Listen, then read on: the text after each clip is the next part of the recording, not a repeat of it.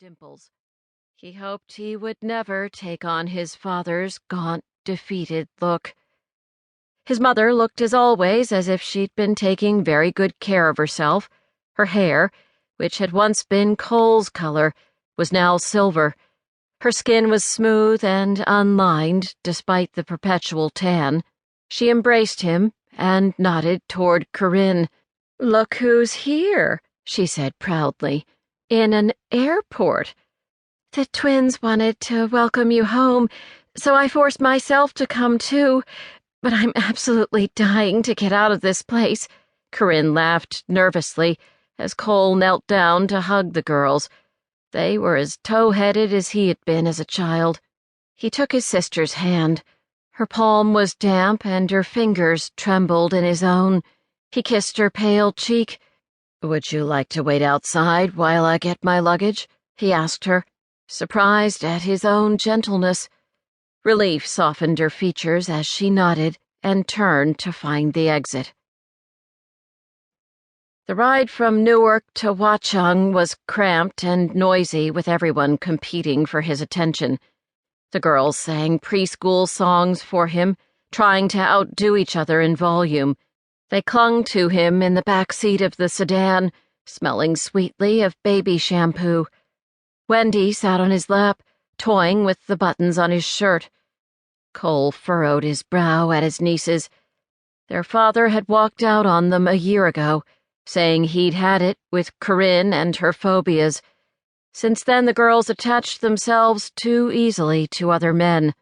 "You don't need to worry about those two," Estelle told him. "They're survivors." But Cole saw only two little girls made of glass that could shatter in the slightest breeze.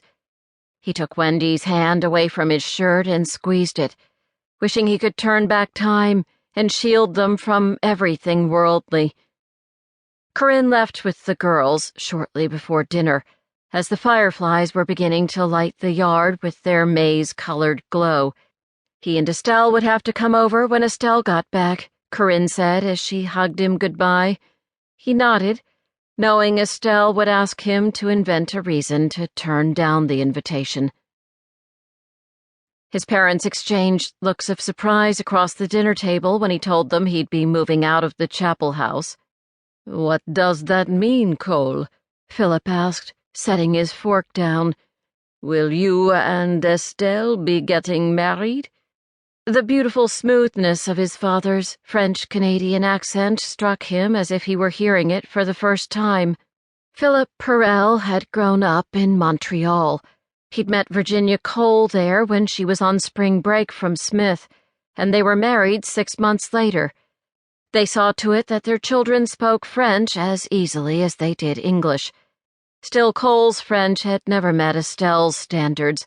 She'd lived the first 10 years of her life in Paris, as well as a few years during high school and college. His French couldn't compare. Cole returned his father's quizzical look.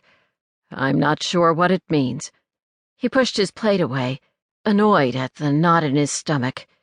He wanted to marry Estelle. He had for several years, but the conflict over where to live always got in the way. That was a small obstacle, though, compared to Estelle's fear of marriage itself. It wasn't the commitment that frightened her. He knew there was no one else in her life. It was putting her faith in an institution she saw as doomed. Her mother had been divorced 3 times, her father twice. She was afraid that the moment they married, Cole would begin to grow tired of her. But he was patient. He figured that in time he could convince her otherwise. Virginia was eyeing him closely from across the table. "I've always thought Janny's grandfather had something of the sorcerer in him to build a house with such a pull on the people inside," she said. "It must be difficult to get out from under that spell, not to mention leaving Jay and Janny after all these years. What is very difficult," he thought, "is having a psychologist for a mother. It won't be easy." He tried to avoid his mother's perceptive gaze. He'd always suspected her of eavesdropping on his thoughts.